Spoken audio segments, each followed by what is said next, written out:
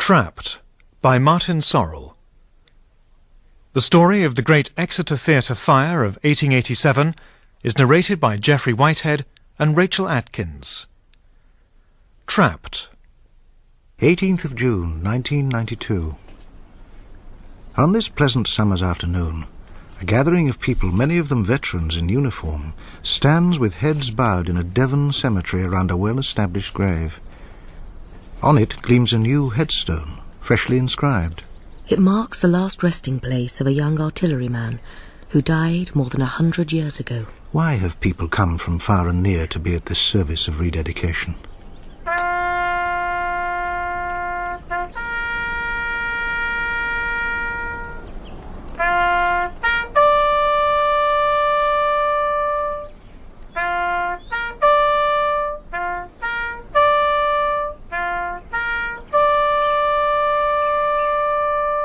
Why the sad note of a trumpet?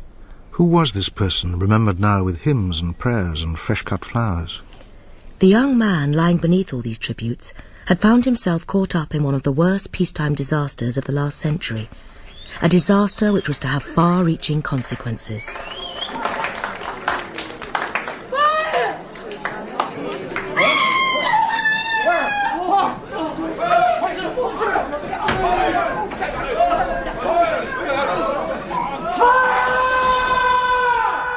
On Monday, the theatre at Exeter was destroyed in a terrible fire. Many a poor family was done for. Though courage we all must admire, they tried, we are told, their utmost to save others from death in the flames. Those who are gone the city will mourn, and will always remember their names.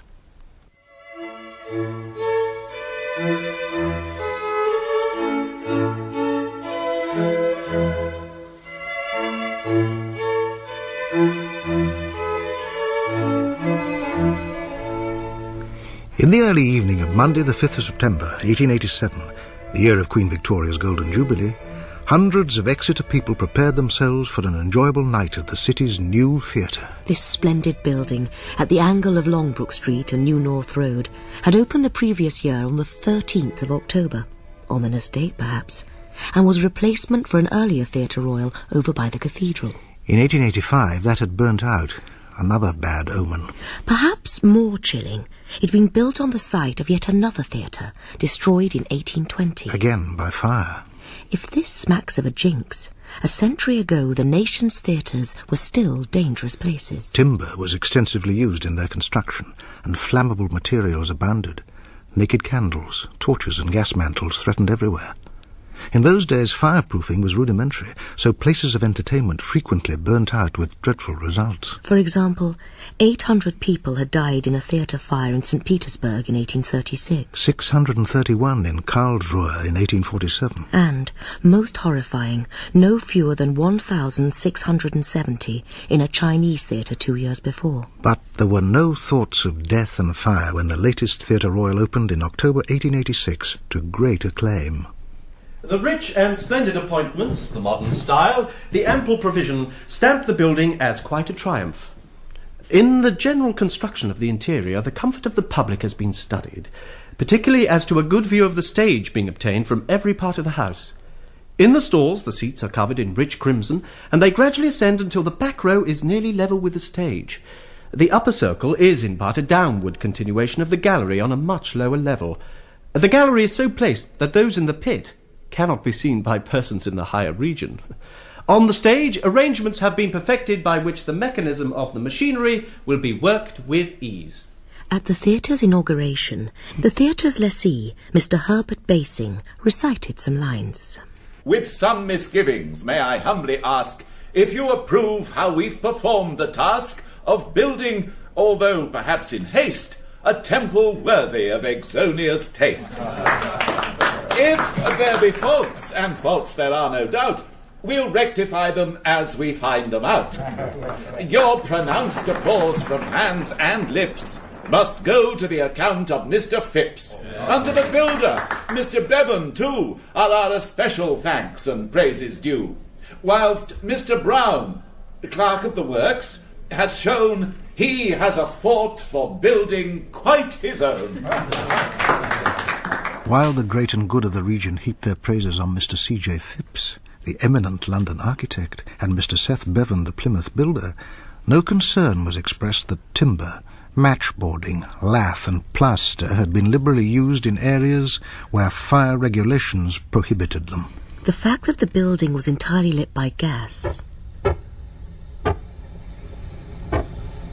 also seems to have troubled no one. Nor did anyone seem worried by the tortuous, ill-lit means of escape from the gallery, or the fact that the one exit door opened inwards. Not outwards. No, this was a time for celebration. Exeter had a theatre again.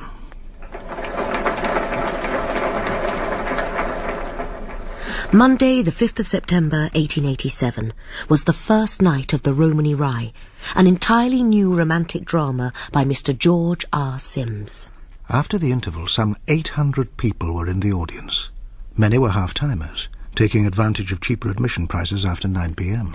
Although the Romany Rye was going down very well, it was a complicated play, with complicated scene changes, which involved the use of many backdrops lowered and raised from the flies. At around 10:20, in the middle of the fourth act, Mr. Muio, in the role of Scragger, had to start playing for time because the 3 flymen up aloft were muddling up the scene drops. There were so many in that crowded, hot space, which took the form of 3 wooden galleries with at the centre a gridiron for working the scenery, as well as gas lights placed on battens. The flymen had to dart around among the naked flames, making the correct selection from the numbered canvases. Down on the stage, Mr. Muio began to gag, his nervous ad-libbing causing much merriment. Mr. James Sidney, the stage manager, called anxiously up to the 3 flymen. What the devil's happening, Mr. Bates? Something wrong, Mr. Sidney? Why are they laughing? Oh, with the wrong blessed cloth, that's why. Which one? The snow scene, it's supposed to be the interior. They think you've lost the plot. Now sort out the right cloth and get it down, and for God's sake hurry up before they turn nasty. Mr. Taylor! Mr. Walrod, over here! It's too heavy for me. What about these skyboarders? Leave them! Easy does it now. Oh, my God. Look. One of the drops is alight. Which one? Listen, the flames starting everywhere. Right, we must lower it so they can put the hose on it. Quick, catch hold of the handle. Right, all together. See that it clears. Right down to the stage. Now, cut the ropes.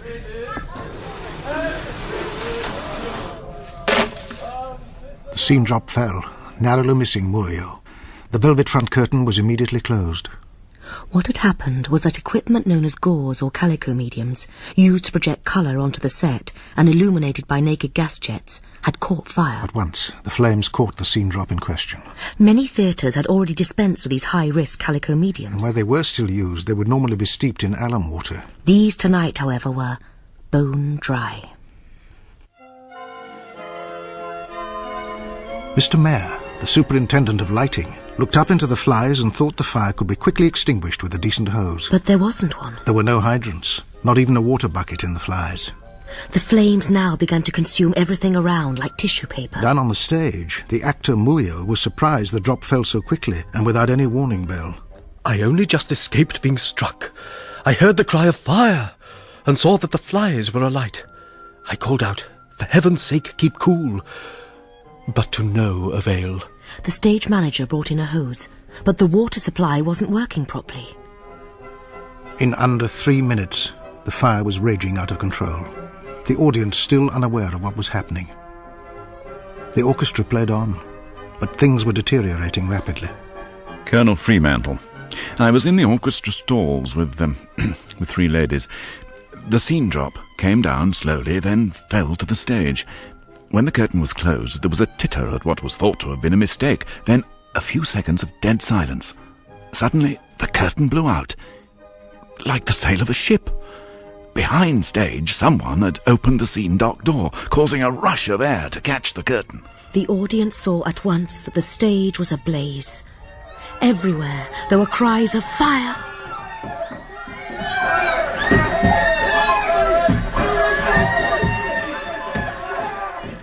Fanned by the draught from backstage, The flames then spread in all directions at an alarming speed. People rushed for the exits, fainted, fell. Children screamed. Panic increased when the hardened star grenades began to detonate. These released fire-extinguishing gases and were supposed to be thrown at the first signs of fire. The lighting superintendent again. I was blown down by an explosion. I got to my feet and attempted to get to the stage door, but was beaten back. I tried to escape through the orchestra and the band room, but both were on fire. I thought I was lost. I made one last effort, opened a door and jumped over the barrier of the orchestra, which is 6'6" high. I fell into the stalls. The piano was enveloped in flames. I went out, and on a stair I found a woman in a fainting condition. I dragged her up the stairs into the street, but fell into a swoon. When I recovered, I was in the woodyard on the far side of the street. I do not remember anyone taking the woman from me. Those in the pit, the stalls, the boxes, and the dress circle were well provided for. By and large, their escape was easy. The exits at the lower levels could cope. But on the third level, in the upper circle and gallery, where the cheapest seats were, not only was the smoke thickest, but there was also only one cramped exit, the infamous inward opening door. This had been decreed adequate for the 300 potential occupants, but it proved disastrously insufficient for the 400 or so spectators now fleeing for their lives. In just a few minutes, the gallery floor collapsed into the circle below. The theatre was now burning like a candle. This was just the sort of crisis which produces heroes. And heroes there were. Besides the many courageous and anonymous firefighters, a handful of ordinary people unhesitatingly risked their lives to save others. They tried, we're told, their utmost, to save others from death in the flames. Those who are gone, Exeter will mourn, and will always remember their names. Artilleryman W. Tremaine, Royal Horse Artillery Depot, Woolwich, native of Exeter, 19 years old, 5'4", smart appearance, wears a good conduct medal. Had distinguished himself previously by plunging into water to try to rescue drowning man at Honiton. I was passing London Inn Square when I heard the alarm. I at once ran to the theatre, and I saw that there was enough assistance in the front, so I ran round to the gallery entrance, which about 6 people were coming out of. Also, a good number were rushing from the pit. Someone was shouting for a fire escape. I started upstairs towards the gallery, and by the ticket box found several persons who had fallen. Some were still breathing. It was dark and full of smoke, but we carried out some and laid them on the pavement. I was with 2 firemen, Shapley and Hamlin of the west of England. We broke some windows, which cleared the air of much smoke. After about 3/4 of an hour, it got so hot that we had to clear out without getting to the persons on the gallery stairs. When the flames had moderated, we returned to the gallery stairs. There was a great difference in the appearance of the bodies that we had left there from those we had removed previous to being driven out. The early ones seemed to have been suffocated and were not in too bad a state, but those we found on our second visit are too bad to handle. We had to get pieces of carpet to wrap them in. I remember particularly one lady because she had on a lovely light blue dress. She was in the landing, and we got her onto the roof. Then she was brought down. Tremaine worked tirelessly, not concerned for himself. I spoiled my dress jacket and a pair of pants, but I don't mind. I was glad to do all I could. My name is Thorne. I live in Prospect Place, King Street. I was with my wife. We were sitting at the front of the gallery when the fire started. In the darkness and smoke, we got to the top of the gallery. The door was too crowded to make an escape, so we went into the refreshment room, but there was no escape there either. I then fell against a door which flew open and found myself in the lavatory, still holding my wife. I dashed one of my shoes through the window. I then pushed her through and was myself about to climb through when I heard cries. I dropped down again and found a woman on her knees. She implored me to help her as she had 7 children and had lost her husband. I lifted her up to the window and my wife took her by the head and dragged her out. Hearing another cry, I again dropped into the interior and discovered another woman. My wife and I got her out, and then we sat on the parapet and cried for help. We were rescued by ladders. I discovered that I had a pair of plaid trousers and an umbrella under my arm. I'm unable to explain how or when I became possessed of them. with my wife. I then walked home without shoes and with only one stocking on. Kate Williams, an Exeter girl of 18, had been very excited when she was engaged as an extra in the Romany Rye. I was on stage when the fire broke out. I thought it would be doused quickly, so I went backstage for my costume change. I was in my skin tights. When I tried to come out, the way was completely blocked. All of a sudden, there was a soldier beside me. I'll always remember him. He was small and handsome. I said, "Please get me out." I must have fainted, because the next thing I remember is lying safely on the pavement, wrapped in a red tablecloth. The small, handsome soldier to whom Kate owed her life proved to be another one of the heroes of the night. The young Royal Artilleryman, Bombardier Francis Scattergood, stationed in Exeter's Topsham Road barracks, had that evening escorted Miss Rose Condent of Bridgewater to the 1 6 seats in the upper circle. After the fire started, somehow they found their way to the dressing-room area, which looked over Longbrook Street. Scattergood must have pushed Rose out to safety, then snatched Kate up, wrapped her in the red tablecloth and lowered her to the street. He then got out himself. Scattergood certainly knew about courage. This young man from Duffield, Derbyshire, had fought in the Battle of Tel el-Kebir in Sudan in 1882. Now he plunged back into the burning theatre. Again and again he entered, to emerge carrying bodies, dead and alive. Onlookers pleaded with him to stop, but he took no notice. Our soldiers and sailors courageous are all that our nation desire. But give me the man who makes it a plan to try and save life for the fire. Scattergood was later discovered in an upstairs room, unconscious, overcome by smoke. He was brought out and taken to the Devon and Exeter Hospital. The man who rescued Scattergood was himself another of the night's heroes.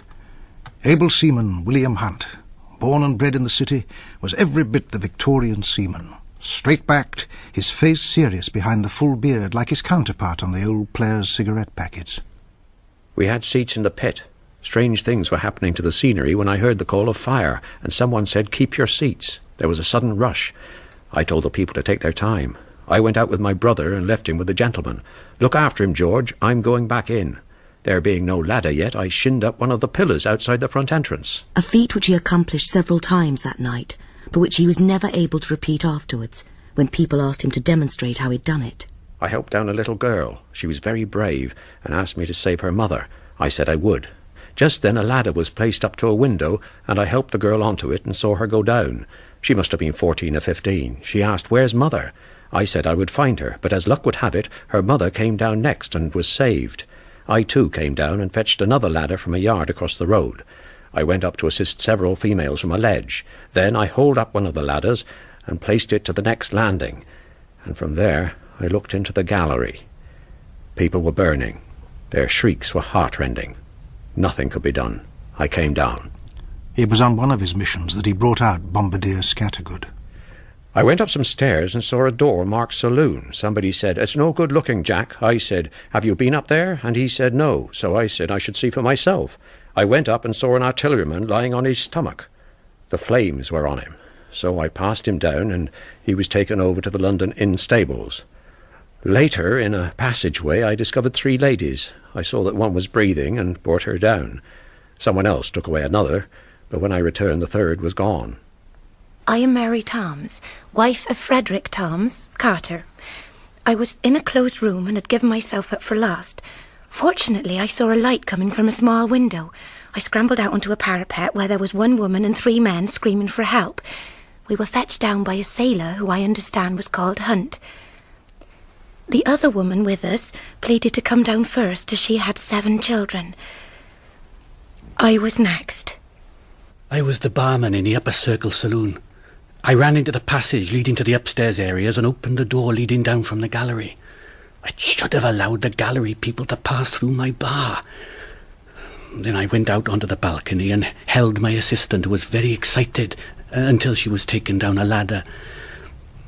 Remembering I had left the bar money in the till, about £5, I attempted to go back, but the bar was full of smoke, and I was seized by a sailor who said, "You come out, you mustn't go in there."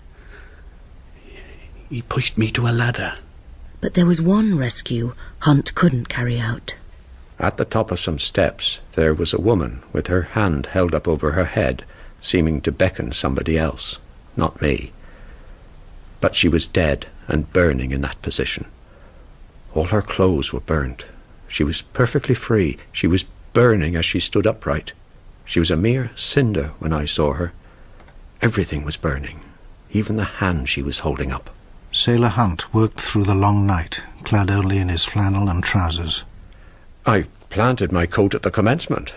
I saw there was going to be plenty to do, and as we have to pay for our own clothes if they should get spoilt, I thought I would take care of the jacket. My name is Arthur John Wood. I am 7 years old. In my family there were my mum and my dad, and 11 of us. The youngest were twins of 1 year and a half. We were all supposed to go to play, but me and one brother and one sister weren't allowed because we'd been larking about playing on the bear rope, so we were put to bed. All the others were killed in the fire.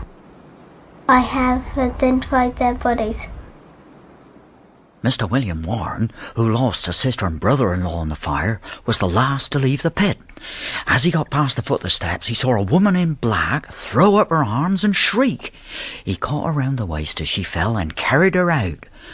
When he crossed the pavement, a police officer said, "Good God, it is my wife." It is related that one terrified gentleman used his utmost endeavours to rescue a woman who was clinging to his back in the belief that she was his wife, and that when he reached the street he discovered she was someone else, and that his wife had been burned to death.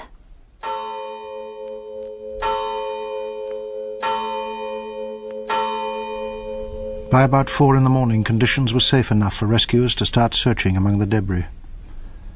They found piles of bodies lying headfirst down the gallery stairs, arms stretched in front of them. They came across a young boy, leaning against a wall, his mouth open, his eyes also, albeit rather filmy. When a rescuer touched him, the boy crumbled to dust. What could be picked up was placed in a suitable vessel and removed. The lad was probably the one who sold ginger beer in the pit. It seems that he was so paralysed with fear that he hadn't even tried to make an escape. Throughout the long morning, the rescuers encountered many such sights. One mother had her infant wrapped tightly in her arms. The bodies were fused together and couldn't be separated. Some survivors were to break under the strain. Mr. and Mrs. Tucker of the West Quarter, who were at the theatre, became separated. Mrs. Tucker jumped from a window and saved her life. Her husband, however, did not get out. It is stated in Coombe Street that Mrs. Tucker has completely lost her reason. A policeman on duty was so traumatised by what he saw that he turned to religion, haunted by the vision of victims roasting in hell unabsolved of all their sins. Eventually, the wretchedly tormented man had to be confined to the Exminster Mental Hospital, racked by what was called brain fever. He ended his days there, refusing to talk to anyone except his daughter. Overnight, news of the disaster spread throughout the country. Telegrams arrived from the highest quarters. I am commanded by the Queen to ask you to express Her Majesty's deepest sympathy with the injured in last night's accident, and with the families of those who've been killed. An inquest was opened the morning after the fire. It was held in the London Inn before the City Coroner, Mr. H.W. Hooper.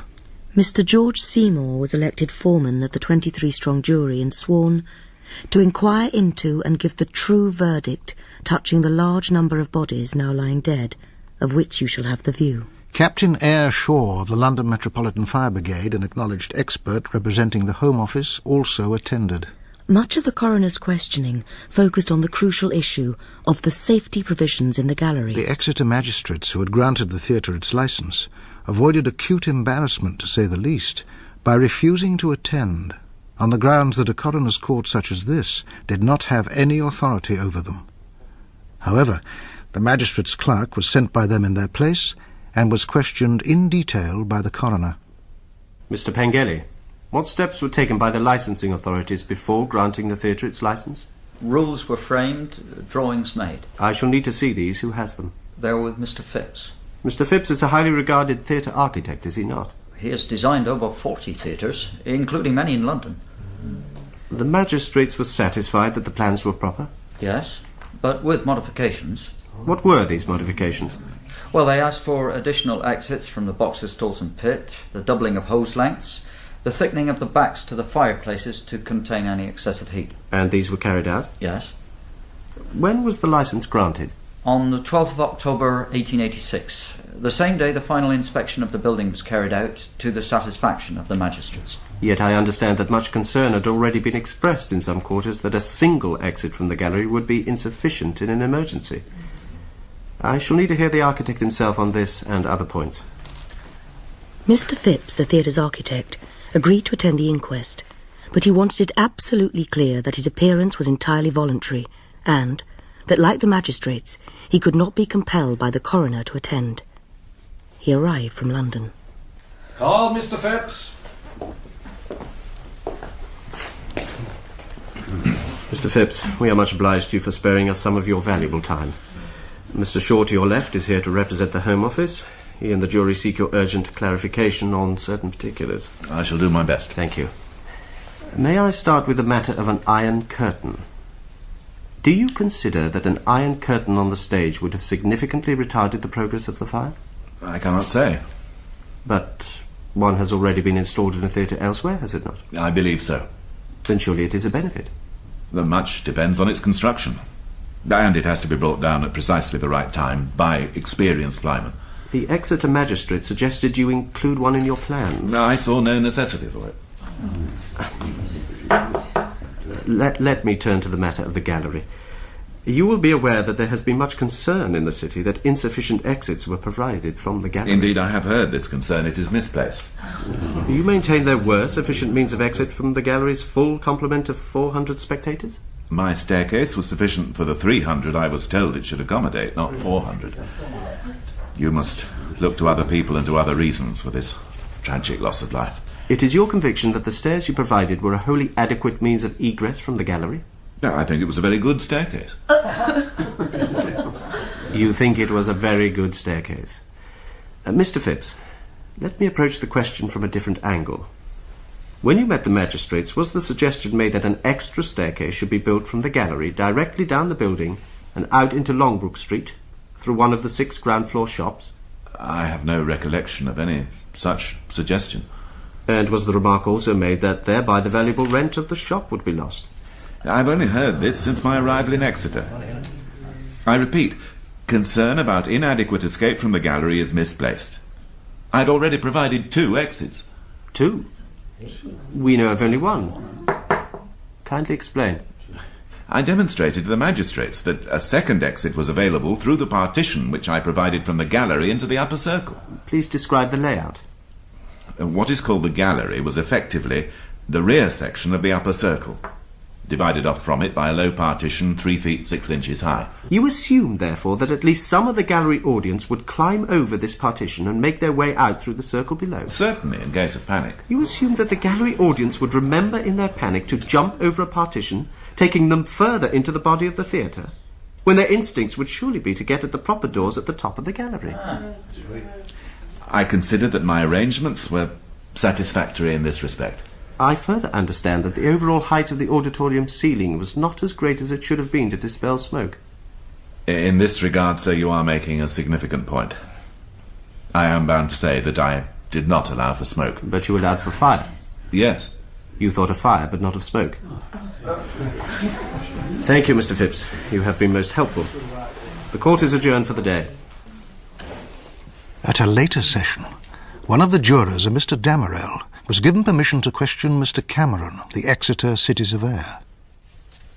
Did it occur to you, sir, when you first inspected the gallery, that there should be a second exit? I do not remember. Did it not occur to you, sir, or anyone else, that the means of escape from the gallery were very small in comparison with those from other parts of the theatre? I have no recollection of any such anxieties. It appears that not all the building alterations recommended were carried out.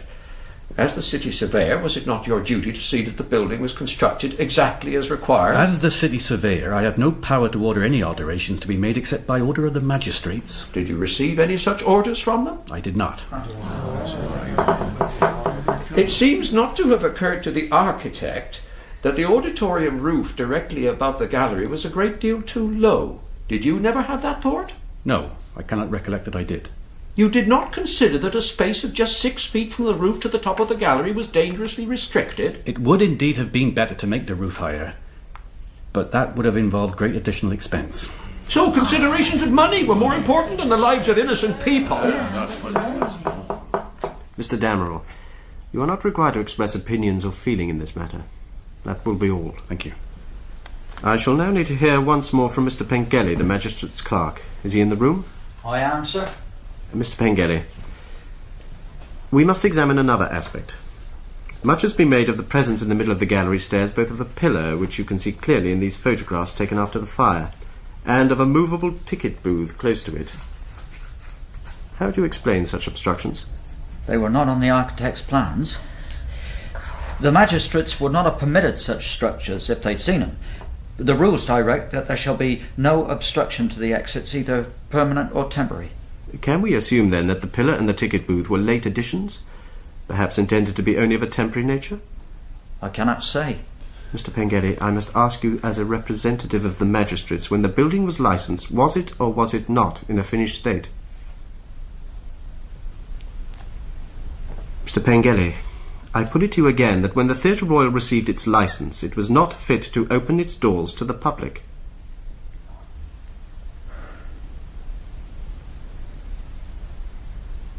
Would you like me to rephrase the question? No, thank you.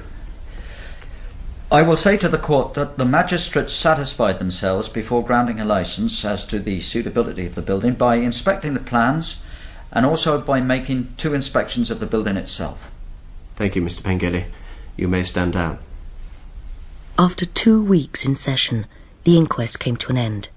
The jury deliberated for over 5 hours. Have you agreed upon your verdict? We have. We return a unanimous verdict of accidental death.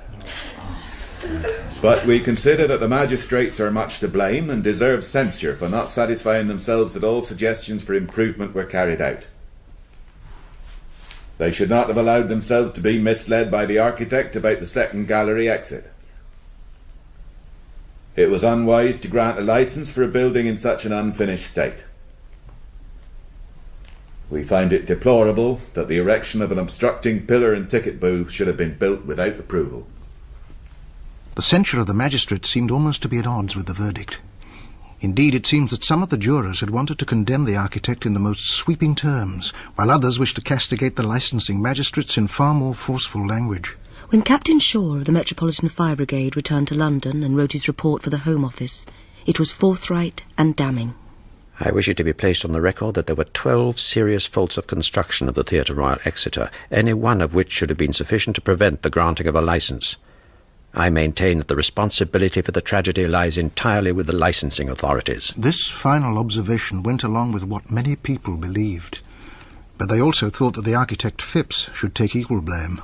But in the course of his evidence, Phipps had argued that the disaster would not have occurred if the door to the scene dock hadn't been opened, creating the draught which turned a few flames into an inferno. A human error which was not the architect's responsibility. Phipps also reasoned that the situation would never have arisen if the theatre had been lit by electricity instead of gas. Phipps's arguments persuaded Captain Shaw, for he attached no particular blame to the architect. If the architect were to blame, wrote Shaw, why not then the builder, Mr. Seth Bevan?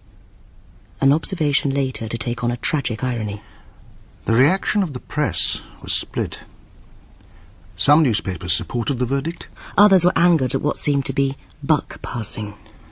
A relative of one of the victims tried to have a writ served on Phipps, the architect, for fraudulent misrepresentation, but there was no statute in law which would allow such a charge to be brought.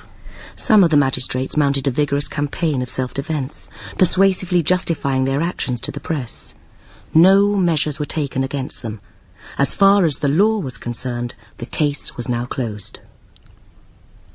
The fire at the Theatre Royal was the most shattering blow ever suffered by Exeter in peacetime. Nearly 100 children had lost one or both parents, and the greater part of the casualties were sustained by the working-class west quarter of the city. The Benellic family of Coombe Street was typical. Great sympathy was expressed for 6 small children of James Benellic, a painter, who with his wife and 1 son and daughter were in the gallery, and are now among the dead. The poor children are of tender years, and were put to bed prior to their parents going out, and their eldest son, James, serving in Her Majesty's Navy presently in the West Indies, has been sent for. The mayor launched a disaster fund appeal to cater for these new orphans. Contributions flooded in, often accompanied by messages written on black-edged cards. Queen Victoria sent a second message, and the sum of £100. The famous actor Henry Irving also gave, as did many in the theatrical profession.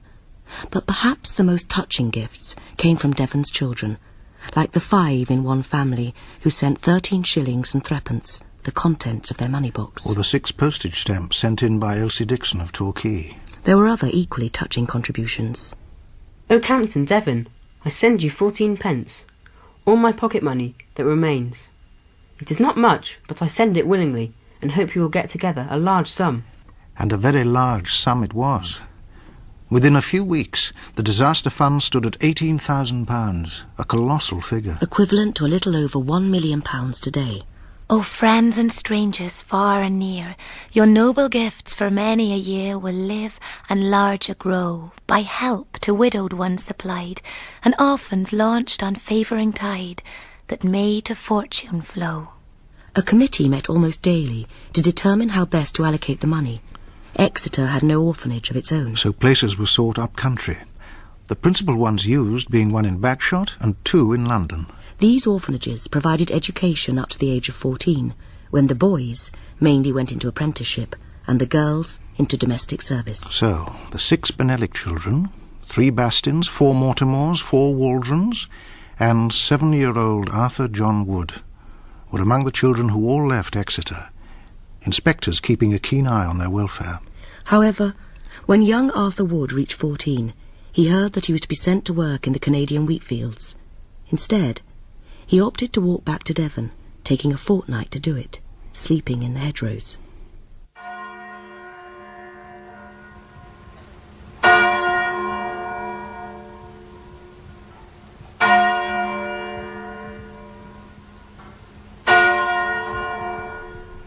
In Exeter, the first burials were announced for 4 p.m. on Wednesday the 7th of September. For health reasons, the scores of unclaimed bodies of charred and unrecognisable remains had to be buried quickly. On the previous night, the sound of hearses could be heard transporting the coffins to the cemetery. On the Wednesday itself, a vast crowd, mainly of the humbler classes, gathered at the graveside. Meanwhile, a special service was going on in the hospital chapel, attended by all the nurses and such wounded as were well enough.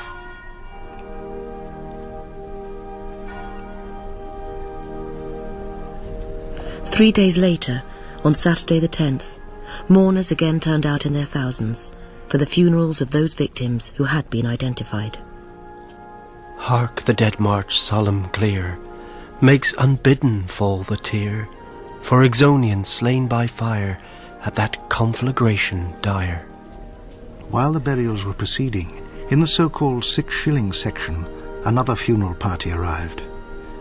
This time the deceased was the hero, Francis Scattergood, who, having been brought out suffocating from the blaze by Sailor Hunt, had died on his way to hospital. He was 25.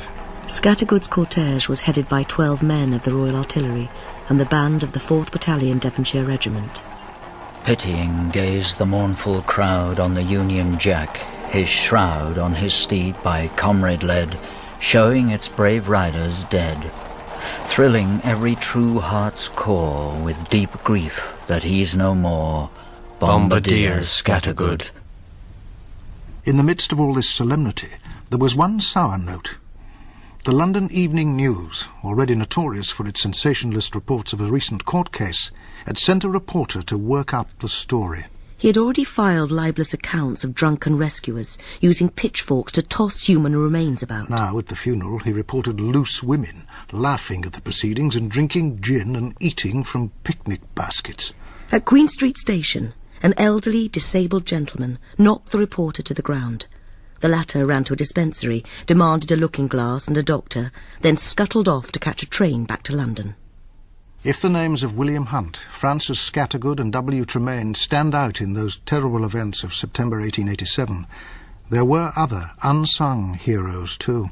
The 3 flymen, Bates, Taylor and Waldron, stayed at their posts, grappling to let down the scene drop so that it might be extinguished on the stage. By doing so, they cut off their escape, though somehow Wesley Bates survived. The other 2 did not. Both elderly, they were quickly engulfed in the fire. Mary Ann Dyke, attendant in the pit, went to the door leading onto Longbrook Street and opened it, then got people across to it. She also opened the gate from the pit, because people were rushing towards it. Had it not been opened, many would have been trapped. Sailor William Hunt was honoured. He received the Bronze Medal of the Royal Humane Society and a silver medal from the curiously named Ali Sloper's Half Holiday magazine. This was a popular comic paper of its day, but the award it made to Hunt was totally serious and respectful. A twist in the story was the suicide, some months after the fire, of Mr. Seth Bevan, the contractor who was guilty of nothing more than having built the theatre exactly as required. Crucial lessons were learned from this 19th century conflagration. It led to the regulation that all theatres must have clearly marked exit doors as well as a safety curtain, that large non-flammable screen now seen in all theatres, and which comes down at the very front of the stage in the interval of a play and at the end. In fact, the fire led to a complete overhaul of theatre fire regulations both in London and the provinces. It also hastened the proper establishment throughout the country of civic fire brigades in place of private company units. Exeter's was formed a few months after the fire. Yet, still today, around the world, badly built, badly regulated and overcrowded dance halls, discos, hotels catch fire, often killing large numbers of people. A new Theatre Royal rose phoenix-like from the shell of the burnt-out building. It survived until 1962, when it was pulled down. An office block now occupies the site of the old Theatre Royal. It contains no commemoration of the fire. Although for some years a plaque was displayed, it has since been removed. A gaunt Celtic cross in the higher cemetery remains the principal memorial to the fire. It records that the death toll was more than 160. The figure commonly given now is 186. It's almost certain that the true number was higher. Close to the cross lies Bombardier Scattergood. On the centenary of the fire in 1987, his grave was rededicated and a new headstone erected by his comrades. One cross to guard the souls of lives destroyed. One stone to stand for sudden heroes come and gone. Now at length to rest they're laid, o'er them now the last prayer's said. While the crowd go silent all, buglers sound a last sad call. Comrades fire a last goodbye to the names that ne'er will die.